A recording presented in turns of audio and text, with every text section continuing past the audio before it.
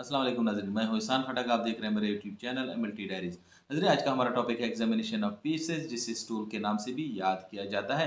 नाज़रीन, ये मेडिकल की दुनिया में इंतहाई अहम डायग्नोस्टिक टेस्ट है।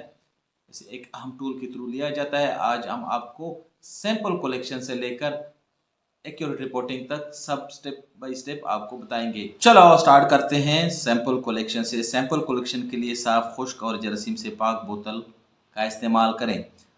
स्टूल सैंपल की कलेक्शन के लिए सबसे बेहतर वक्त सुबह का है। स्टूल की बोतल को यूरिन की कंटेमिनेशन से बचाएं। स्टूल की मिकदार 5 से 10 ग्राम तक होनी चाहिए। अगर स्टूल को एग्जामिन करने में वक्त लगे तो बेहतर होगा कि सैंपल को रेफ्रिजरेटर में रखा जाए।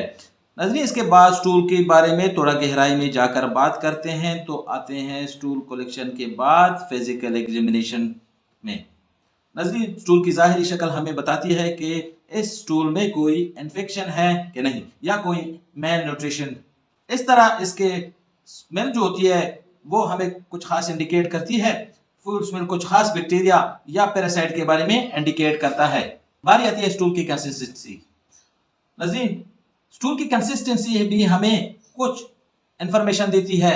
लूज स्टूल से लेकर वाटर स्टूल तक हमें मुख्तलिफ मसाइल का बताता है। इन्फेक्शन से लेकर खुराक, बदहजमी और इन्फ्लेमेटरी बाउल डिसऑर्डर के बारे में इंफॉर्मेशन देता है।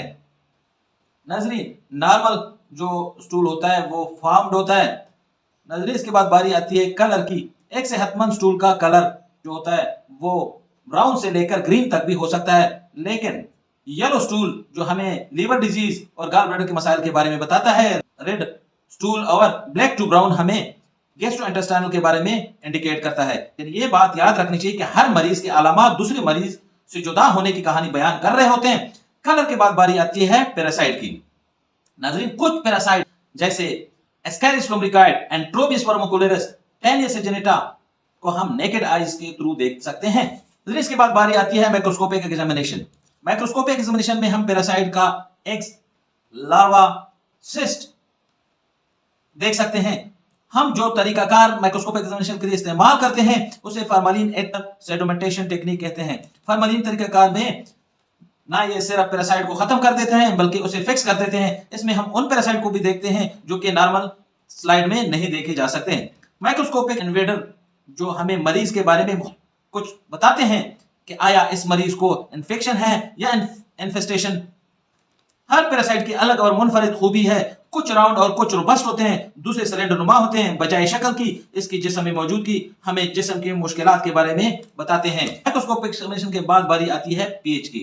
नाज़रीन, नॉर्मल जो पीएच होता है स्टूल का वो हल्का सा अल्कली होता है। नॉर्मल जो रेंज होती है वो 6 से 6.8 तक हो सकती है।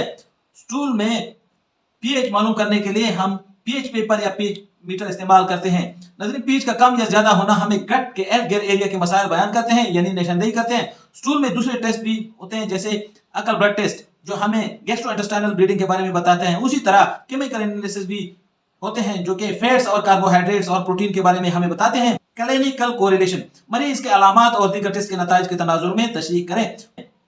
कुछ खास केसेस में स्पेशल कंसल्टेंट की जरूरत होती है। आखिर में हम रिपोर्टिंग के बारे में बात करेंगे। नजरीन, ये सारे स्टेपों का मजमू है जो हमें स्टूल की सैंपल के बारे में सारी मालूमात इकट्ठी करके देता है, इसलिए इसका सही देना इंतहाई जरूरी है। नजरीन, क्लरिकल मिस्टेक को अवॉइड करनी चाहिए।